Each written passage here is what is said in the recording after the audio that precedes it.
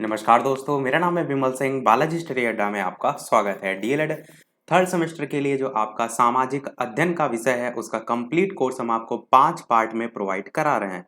तो आज हम देखेंगे इसका पार्ट नंबर 3। इससे पहले हमने पार्ट दूसरा देखा था। यदि आपने नहीं देखा है, पिछला वाला वीडियो साइड में आई बटन में मिल जाएगा, उस पर क्लिक करके आप देख सकते हैं। और कंप्लीट प्लेलिस्ट वीडियो के डिस्क्रिप्शन में सभी सब्जेक्ट की आपको मिल जाएगी। डीएलएड थर्ड सेमेस्टर का कोर्स हम ऑलरेडी कंप्लीट करा चुके हैं। ये आपका 2020 के लिए एक बार फिर से रिवीजन जो है हम करा रहे हैं। तो चलिए शुरू करते हैं। स्टार्ट हम करेंगे उस टॉपिक से जहां पर हम लास्ट में छोड़ा था पार्ट में 2, और वो आपका टॉपिक है भारत में जो अंग्रेजी साम्राज्य है उसकी स्थापना के संबंध में। अंग्रेजी साम्राज्य, तो सबसे पहले अगर पॉइंट यहाँ पर बात की जाए तो आप कहेंगे लॉर्ड क्लाइव के संबंध में पूछा जा सकता है आपसे। लॉर्ड क्लाइव की अगर बात करें तो उनके द्वारा कौन सी संधि हुई थी, तो आपको ध्यान रखना है अली नगर की संधि हुई थी। मैं शॉर्ट में ही सारी चीजें बता रहा हूँ, बाकी डिटेल में यहाँ पर प्रश्न आपसे पूछा जा सकता है, पर शॉर्ट में यहाँ फर्स्ट डिवीजन की बात कर रहे हैं तो नाम ध्यान रखिएगा लॉर्ड क्लाइव। और ये जो संधि है इसकी शर्तें क्या थी, तो एक दो आपको पता होना चाहिए ताकि प्रश्न आए तो इसके संबंध में आप लिख सकें। तो एक संधि इसमें ये थी कि जो मुगल बादशाह थे जिनका नाम था फर्रुखसियार, उनके द्वारा अंग्रेजों को दी गई जो सभी सुविधाएं थी उसको नवाब ने स्वीकार कर लिया था। दूसरी संधि आप इसमें ये कह सकते हैं कि अंग्रेजों को कलकत्ता जो है इसमें अपने सिक्के चलाने का अधिकार जो है वो हो गया था। अंग्रेजों को कलकत्ता में अपने सिक्के चलाने का अधिकार हो गया था। और एक संधि ये भी आप याद रख सकते हैं कि अंग्रेजों को पुनः अपनी इच्छा अनुसार कलकत्ते में ही किलेबंदी करने की भी स्वतंत्रता जो है वो दे दी गई थी। तो ये ऐसे ही दो तीन मैंने बता दी हैं, याद रखिएगा। हो सकता है इससे बेस्ड कोई प्रश्न आए तो आप कर ले जाएं इसको। यही टॉपिक को समाप्त करके दूसरे टॉपिक पर बढ़ते हैं जो है आपका वेलेजली।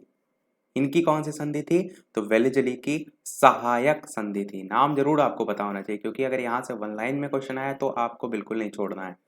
वेलेजली की सहायक संधि, इसकी अगर बात करें तो आप क्या कहेंगे, जो लॉर्ड वेलेजली थे इन्होंने 1798 में जो भारत के गवर्नर हैं या भारत के गवर्नर जनरल हैं ये होकर जो है ये आए थे।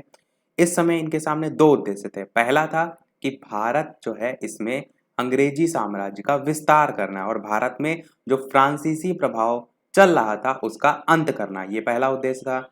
दूसरा उद्देश्य था, इन उद्देश्य जो है इनकी पूर्ति के लिए उसने एक विशिष्ट नीति भी अपनाई थी। इसी को सहायक संधि के नाम से जानते हैं। सहायक संधि वेलेजली की पूछी जाती है, इसलिए मैं थोड़ा सा इस प्रकार से डिस्क्राइब करके आपको बता रहा हूँ। अब प्रश्न इसमें यह भी पूछा जा सकता है कि लॉर्ड वेलेजली की जो संधि है इसका आधार या बेस्ड क्या था, तो आप कहेंगे आधार जो है वो भारतीय राजाओं का आपसी संघर्ष था। भारतीय राजाओं का आपसी संघर्ष इसका मुख्य आधार था। और अब जान रहे हैं कि जब आक्रमण होंगे तो जो दुर्बल राजा होंगे वो चाहेंगे कि उनको सुरक्षा मिले, उसके लिए वो अंग्रेजों के पास जाएंगे। तो अंग्रेज कहीं ना कहीं अपना वहां पर जो स्वार्थ है वो सिद्ध कर लेते। तो मुख्य इसमें यही आधार था वेलेजली की सहायक संधि। फिर अगर आपसे ये पूछा जाए लॉर्ड वेलेजली की जो संधि है इसका मुख्य आप कहेंगे प्रभाव क्या पड़ा, तो प्रभाव आप कह सकते हैं अंग्रेजों के हित में ही सबसे ज्यादा रहा था। और कंपनी के जो साधन थे उसमें अपार वृद्धि देखने को जो है वो मिली थी। और जो कंपनी जो है उसके खर्च है, उनका जो व्यय है वो भी सब जो है वो कम हो गया था। और उसकी प्रतिष्ठा में भी आप कह सकते हैं वृद्धि हो गई थी। और जो भारतीय राज्य हैं उन पर जो फ्रांसीसी प्रभाव की अभी मैंने बात की उसका भी अंत जो है वो हो गया था। फ्रांसीसी प्रभाव का अंत जो है वो हो गया था। इतनी सारी चीजें हो गई, इसमें इतना ही, इसको रब करते हैं। नेक्स्ट देखते हैं लॉर्ड हेस्टिंग्स जो है इनके संबंध में। नाम मैं लिख देता हूं लॉर्ड हेस्टिंग्स। अब सबसे पहले आपको क्या पता होना चाहिए लॉर्ड हेस्टिंग्स के संबंध में कि ये भारत का गवर्नर जनरल कब बना, तो 1813 ईस्वी में भारत का गवर्नर जनरल जो है वो बना। और भारत आने पर सबसे पहले इसने नेपाल की ओर जो है वो ध्यान दिया था, क्योंकि इस राज्य की जो सीमाएं थी वो अंग्रेजी राज्यों के बंगाल और अवध प्रांतों की सीमाओं से लगी हुई थी। तो ध्यान रखिएगा नेपाल को। और भी बहुत सारी चीज़ें हैं इनके डिटेल में, पर थोड़ी बहुत हम बातें कर रहे हैं जो इम्पोर्टेंट चीज़ें। देखिए गवर्नर जनरल भी जो यहाँ पर बात करें केवल यही नहीं आए, बहुत से थे। वॉरेन हेस्टिंगस हो गया, लॉर्ड कॉर्नवालिस हो गया, लॉर्ड वेलेजली है, लॉर्ड मिंटो हैं, लॉर्ड हेस्टिंगस हैं, लॉर्ड एम हस्ट हैं, लॉर्ड विलियम बेंटिक, ऐसे बहुत से हैं। पर इतनी सारी चीज़ें अगर आप देखेंगे तो डिटेल में आपको देखना पड़ेगा। इसीलिए मैं वो बात कर रहा हूँ जो आपके प्रीवियस ईयर में दे रखे हैं, आपकी गाइड में दे रखा है, आपकी बुक में, एससीईआरटी में, जिनमें फोकस किया गया है। चौथा हम बात करते हैं वॉरेन हेस्टिंगस के संबंध में। यहाँ से आपका प्रीवियस ईयर में प्रश्न पूछा गया है। पूछा क्या गया था कि जो वॉरेन हेस्टिंगस हैं इनके द्वारा किए गए जो सुधार हैं उसके बारे में बताइए। वॉरेन हेस्टिंग्स जो हैं भारत कब आया था इसके संबंध में नहीं प्रश्न पूछा गया, केवल यही पूछा गया इसके सुधारों का वर्णन कीजिए। और कब पूछा गया था? 2017 का द्वितीय बार का जो पेपर हुआ था उसमें ये प्रश्न जो है वो पूछा गया था।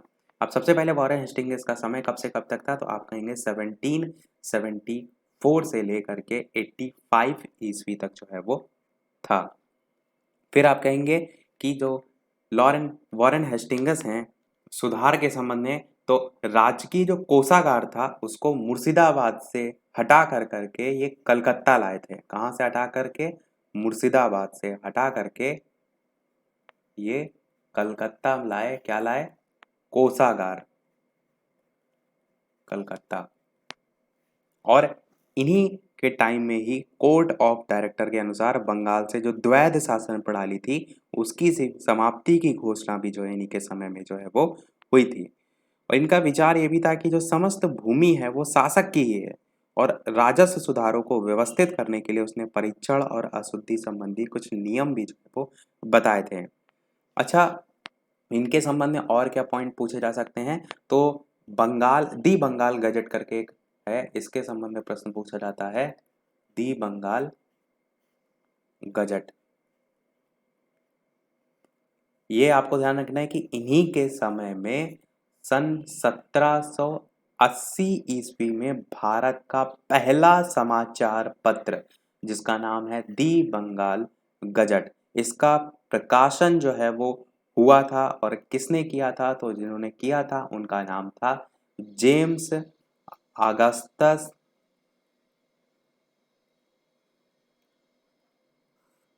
हिक्की। James Augustus Hickey. तो ये पॉइंट इंपॉर्टेंट है, ध्यान रखिएगा कि सन 1780 ईस्वी में भारत का पहला समाचार पत्र दी बंगाल गजट का प्रकाशन जेम्स ऑगस्टस हिक्की ने किया था वॉरेन हेस्टिंगस के समय में। समय मैंने ऊपर ही लिख दिया था ओवरऑल, उससे ही आप समझ रहे हैं।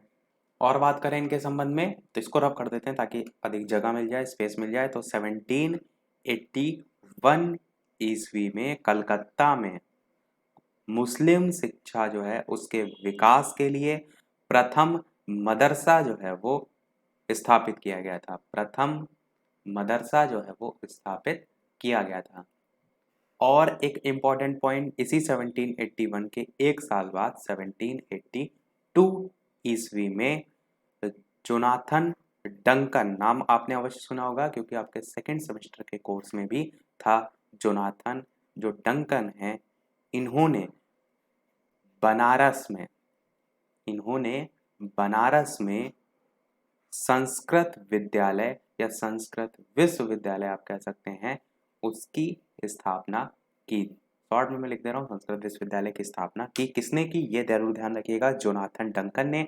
कब की? ये जरूर ध्यान रखिएगा, 1782 ईस्वी में। किसके समय में की? तो वॉरेन हेस्टिंगस, तो मैंने ऊपर ही आपको बताया था, इनके समय में की। अच्छा, जो प्रश्न पूछा गया था अगर उसके संदर्भ में बात करें तो आप क्या कहेंगे? जो राजस्व सुधार नीति है उसमें आप कह सकते हैं राजस्व की वसूली का आधार जो अधिकार है वो कंपनी के अधीन कर दिया गया था। और अगर न्याय व्यवस्था के संबंध में बात करें तो आप कह सकते हैं जो जमींदार हैं उनसे न्यायिक अधिकार छीन लिया गया था। तो ये कुछ पॉइंट है जो इनके संबंध में आप लिख सकते हैं। बात करते हैं हमारे नेक्स्ट जो है कार्नवालिस, उनके संबंध में भी प्रश्न आता है। और इसके अलावा वीडियो पसंद आ रहा हो तो सभी लोग वीडियो को लाइक भी अवश्य कर दीजिएगा ताकि मुझे भी मोटिवेशन मिलता रहे। इतनी सारी अच्छी अच्छी इंफॉर्मेशन मैं आपको प्रोवाइड करा रहा हूँ तो एक लाइक तो आपका बनता ही है।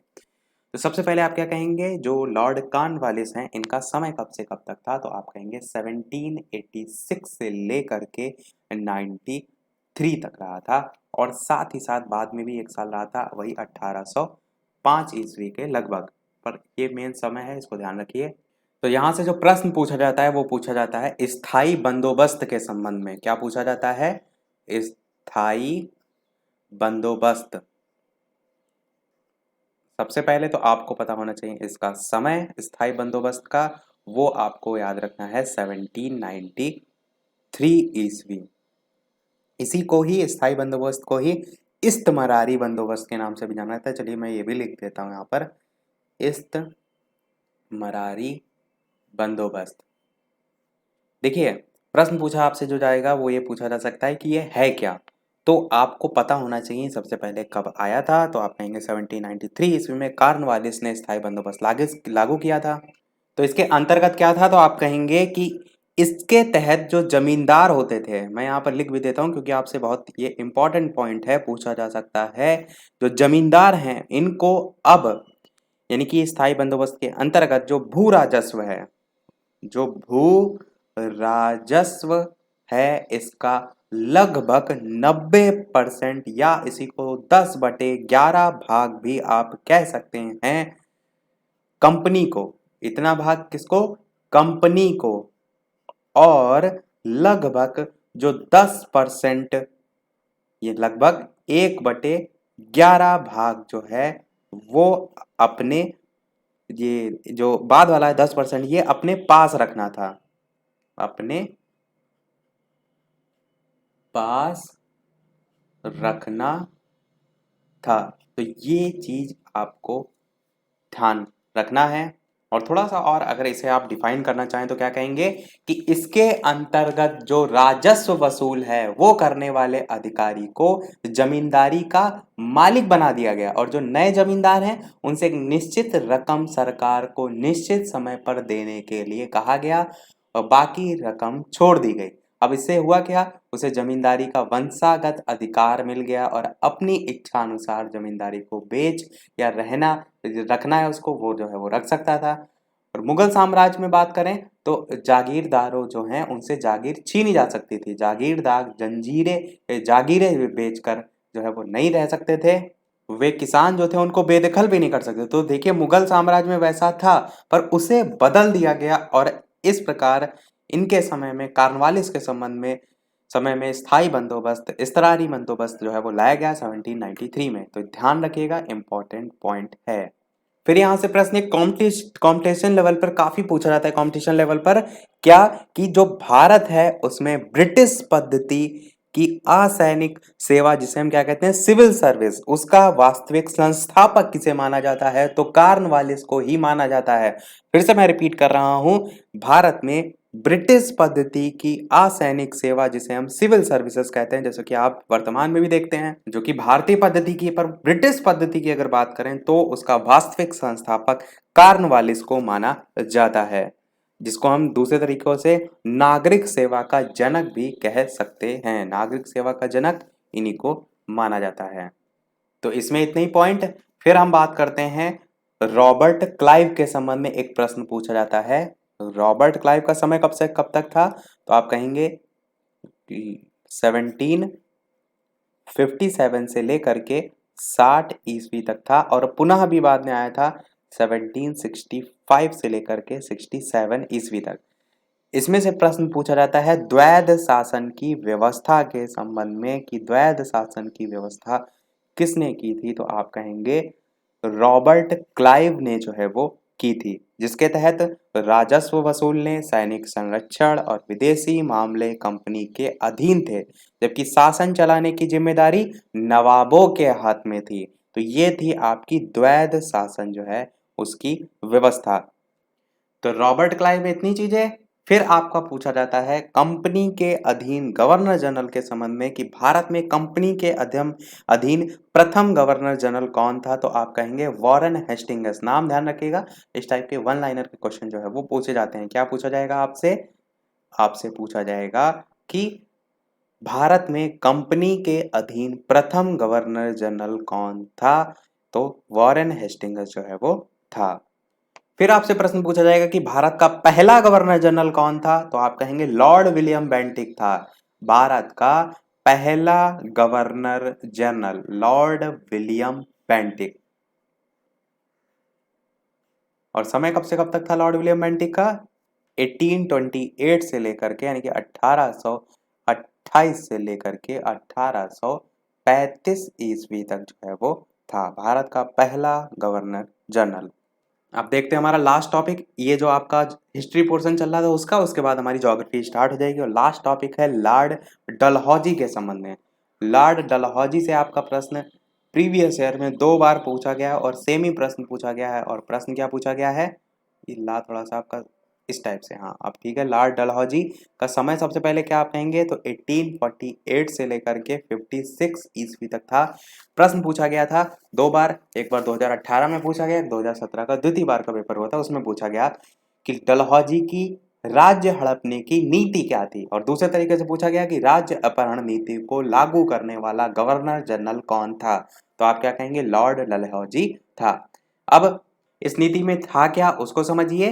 तो इस नीति के अनुसार या ये निर्णय लिया गया कि जिन भारतीय नरेशों ने कंपनी के साथ मित्रता की संधि की थी अथवा जो अंग्रेजी जो राज्य है उसके अधीन थे, यदि उनके कोई पुत्र नहीं है तो बिना अंग्रेजों की अनुमति के वे किसी को गोद नहीं ले सकते थे। फिर से मैं आपको इतनी सी लाइन रिपीट कर रहा हूं कि जिन भारतीय नरेशों ने कंपनी के साथ मित्रता की संधि की थी या अंग्रेजी जो राज्य है उसके अधीन आते थे, अंडर में आते थे, यदि उनके कोई पुत्र नहीं था तो बिना अंग्रेजों की अनुमति के वे किसी को गोद नहीं ले सकते थे। और जबकि आप हिंदू धर्म के अनुसार बात करें तो प्रत्येक पुत्र रहित व्यक्ति को गोद लेने का अधिकार प्राप्त था। तो सामान्यतः आप कह सकते हैं अपने परिवार या निकट के संबंधी को ही गोद लिया जाता था, जो कि बाद में गोद लेने वाले व्यक्ति का उत्तराधिकारी होता था। तो यही राज्य हड़प लेता था, यही लॉर्ड डलहौजी उसी को राज्य हड़प नीति के नाम से जानते हैं। और भी बहुत सी फेमस चीजें हुई थी, जैसे अगर मैं आपसे कहूँ वुड डिस्पैच, वुड का घोषणा पत्र 1853 में आया था, तो देखिए इन्हीं के बीच ही में तो आ रहा है, तो 1853 में ही तो आया था। तो शिक्षा संबंधी सुधारों में भी डलहौजी ने काफी योगदान दिया आप कह सकते हैं।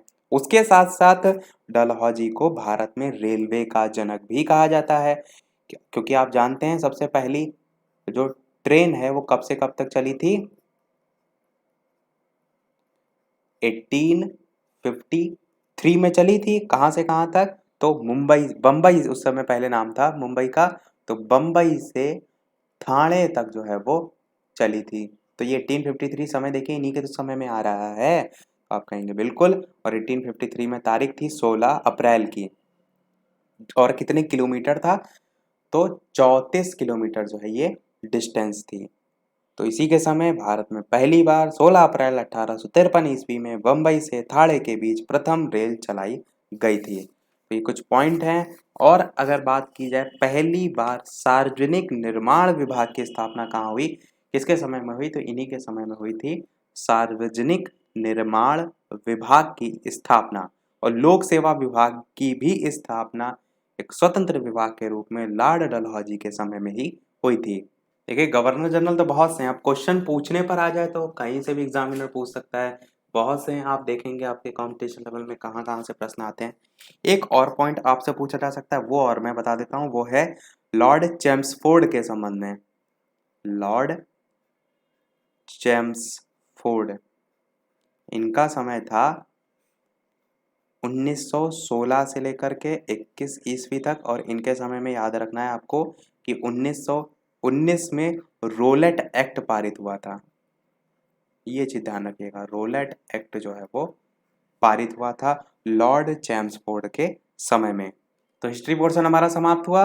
अब हम बात करते हैं हमारा ज्योग्राफी पोर्शन, जिसमें आपका जीवमंडल, प्राकृतिक प्रदेश, जनजीवन करके चैप्टर है, जिसमें आपका ध्रुवीय या टुंड्रा प्रदेश का परिचय दीजिए, इस टाइप से प्रश्न आपसे पूछा जा सकता है। तो टुंड्रा प्रदेश आप क्या कहेंगे कि ऐसा स्थान या यह एक ऐसा प्रदेश है जहां कई महीने लगातार रात रहती है और कई महीने लगातार दिन, जहां पर आप कह सकते हैं सूरज रोज सुबह उगकर शाम को डूबता नहीं है। तो इस टाइप से आप इसको परिभाषित जो है वो कर सकते हैं। टुंड्रा प्रदेश के बारे में आप ये भी कह सकते हैं कि यहाँ का जो धरातल है वो कम से कम 8 महीनों तक पूरी तरीके से बर्फ से ढका रहता है, हिम आच्छादित रहता है, और सिर्फ 3 महीने जो है यहाँ का मौसम कुछ गर्म रहता है और बर्फ जो है वो पिघलती है।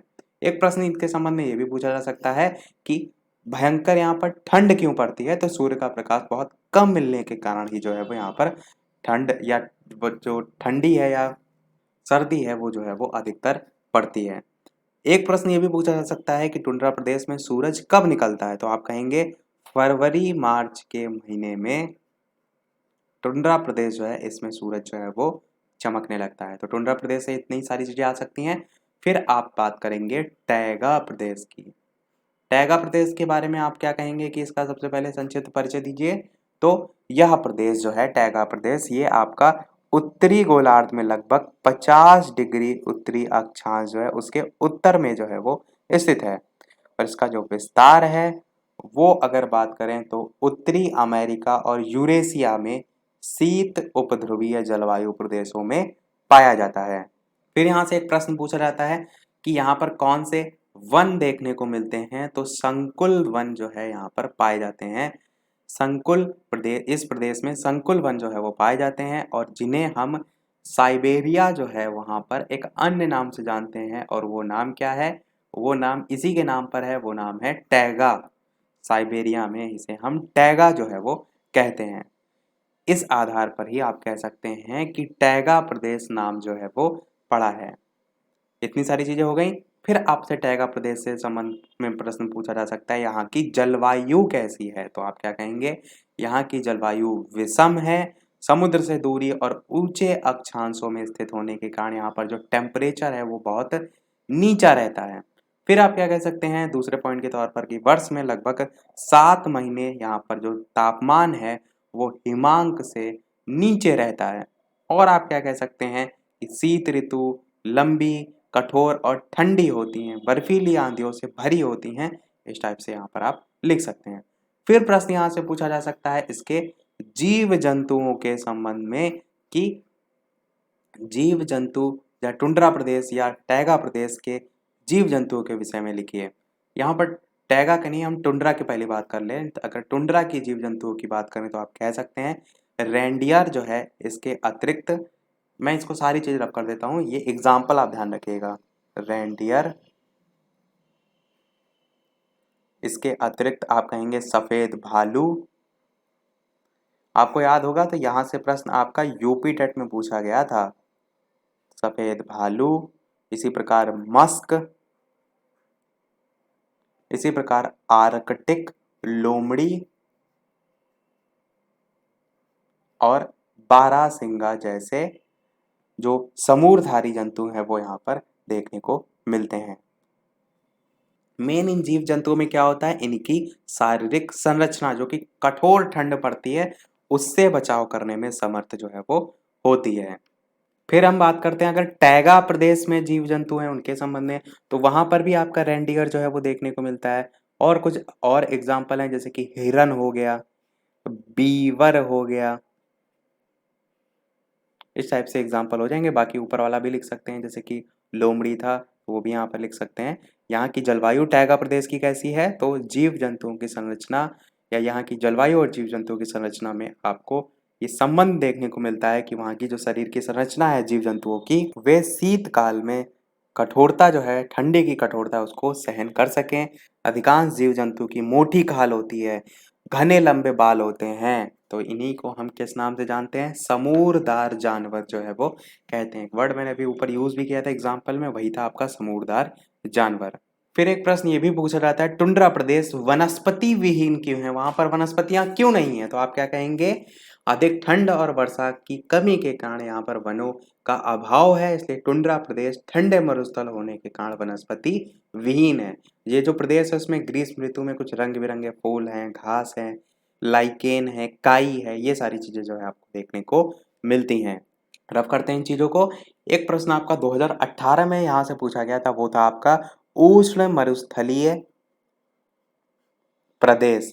उष्ण मरुस्थलीय प्रदेश के संबंध में प्रश्न पूछा गया था कि उष्ण मरुस्थलीय प्रदेश से आप क्या समझते हैं? इनका विस्तार किन किन महाद्वीपों में है? 2018 में प्रश्न ये पूछा गया था। तो ये प्रदेश आपके जो हैं उत्तरी और दक्षिणी दोनों जो गोलार्ध हैं उसमें 20 डिग्री से लेकर के 30 डिग्री अक्षांश जो है इसके बीच जो है वो स्थित हैं। 20 डिग्री से लेकर के 30 डिग्री अक्षांश के बीच स्थित हैं। फिर बात करें अगर इनके विस्तार के संबंध में, तो आप कहेंगे इनका विस्तार अफ्रीका महाद्वीप के सहारा और कालाहारी में, और अंतर्गत कहेंगे तो एशिया महाद्वीप के अरब तथा थार में, और अंतर्गत कहेंगे तो उत्तरी अमेरिका महाद्वीप के कोलोराडो में, दक्षिणी अमेरिका जो है उसके अटाकामा में, इन सभी में मरुस्थल में कह सकते हैं फैला हुआ है। और इसकी जलवायु के संबंध में बात करें तो बहुत विषम जलवायु यहाँ पर देखने को मिलती है, और ये प्रदेश भी सबसे गर्म प्रदेश में जो है वो आता है। यहाँ पर अगर वार्षिक औसत टेम्परेचर की बात करें तो 25 डिग्री से लेकर के 30 डिग्री सेल्सियस जो है वो रहता है। और विश्व का सबसे गर्म स्थल अगर बात करें तो जैकोबाबाद थार, और सहारा मरुस्थल में अगर बात करें तो अजीजिया करके नाम है, मैं यहाँ पर लिख भी देता हूँ, अजीजिया, ये जो है आपका सहारा मरुस्थल के अंतर्गत आता है विश्व स्तर पर अगर बात करें। और भारत में अगर बात करें तो थार मरुस्थल के अंतर्गत जैकोबाबाद आपका जो है वो इस प्रकार से हो जाएगा। फिर बात करते हैं थोड़ा सा वन लाइनर क्वेश्चन पे। तो वन लाइनर यहाँ से पूछा गया था 2017 में कि टुंड्रा प्रदेश में चलने वाली जो बर्फीली हवाएं हैं उनको किस नाम से जानते हैं, तो उनको हम ब्लिजार्ड के नाम से जानते हैं। और एक पुर्गा भी नाम है, दो नाम है इस टाइप से, ब्लिजार्ड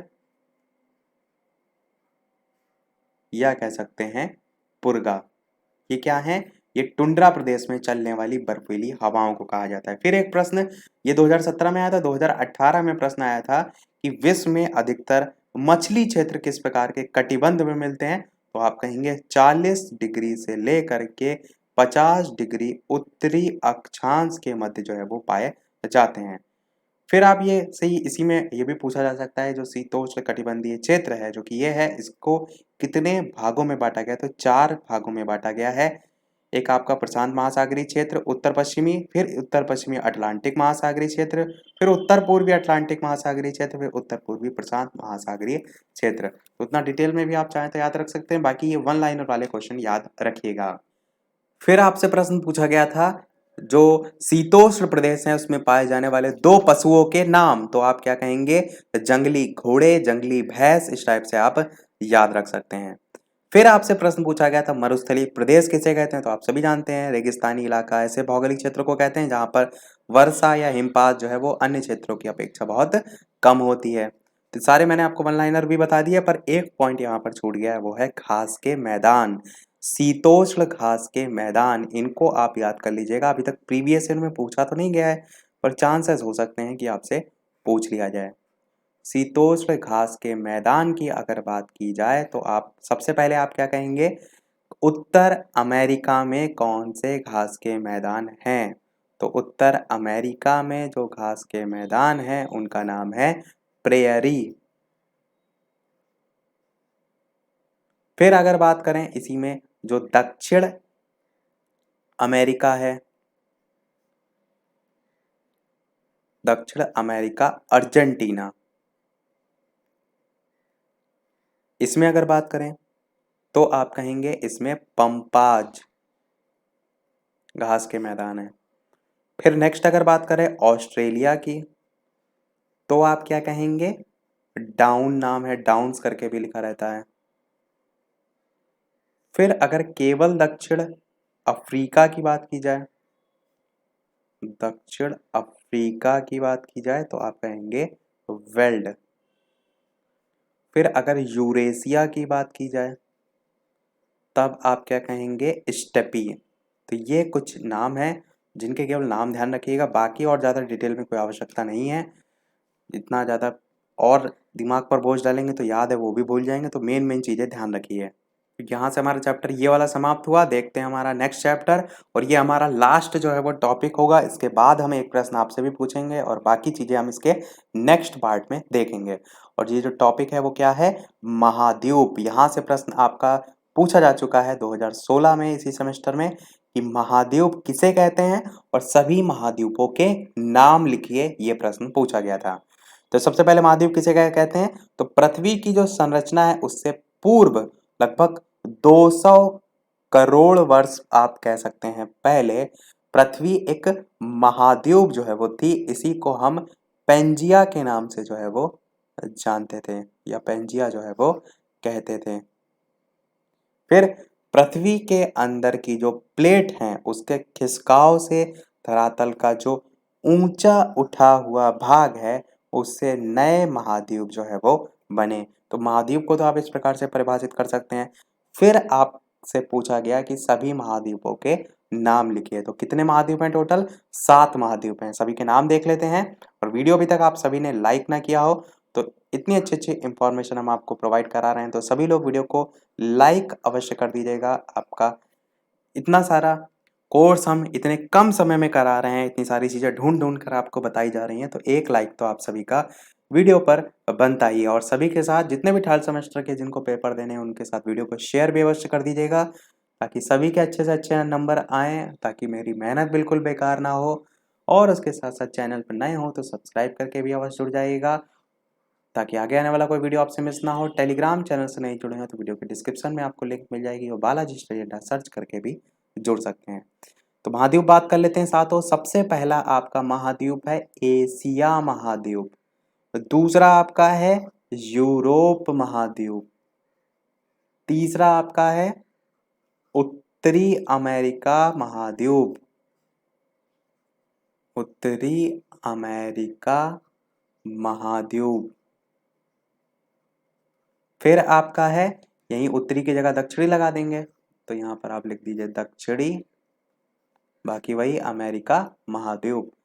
पांचवा आपका है अफ्रीका महाद्वीप, अफ्रीका महाद्वीप।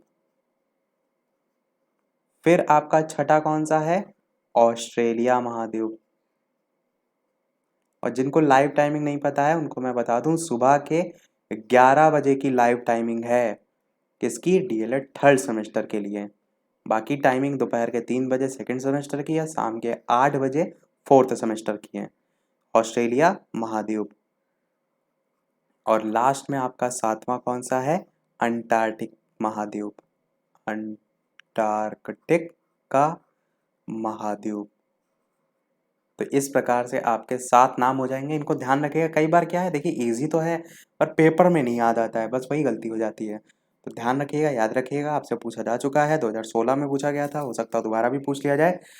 तो इसी के साथ हमारे ये आज का पार्ट समाप्त होता है। ये पार्ट हमारा था तीसरा और इसके बाद हमारे 2 पार्ट और रह गए, चौथा पांचवा उसको भी हम जल्दी जो है वो देख लेंगे और कंप्लीट कोर्स हमारा जो है सब्जेक्ट का भी समाप्त हो जाएगा। और तो आज के में इतना ही। वीडियो पसंद आया हो तो लाइक सभी लोग कर दीजिएगा। पर आगे वीडियो को समाप्त करने से पहले एक प्रश्न आपके लिए भी, जैसा कि सभी वीडियो में हम आपसे एक ना एक प्रश्न पूछते हैं और वो प्रश्न आपका है, रानीगंज कोयला खान कहाँ स्थित है?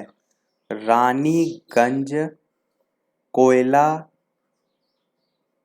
खान कहाँ स्थित है? पहला ऑप्शन है आपका पश्चिम बंगाल, दूसरा ऑप्शन है आपका बिहार, तीसरा ऑप्शन है आपका झारखंड और चौथा ऑप्शन है आपका उड़ीसा। ये आपका प्रीवियस ईयर से ही मैंने क्वेश्चन उठाया है देखने के लिए कितनी आपकी अच्छी तैयारी है। 2018 में ये प्रश्न जो है वो पूछा गया था। तो आज में इतना ही। सभी लोग अपना आंसर वीडियो के मेन कमेंट में टाइप करके अवश्य बताइएगा। आंसर हम देखेंगे इसके नेक्स्ट वाले पार्ट में। तो आज में इतना ही। मिलते हैं अगले वीडियो में नए टॉपिक के साथ। तब तक के लिए नमस्कार। Thank you for watching.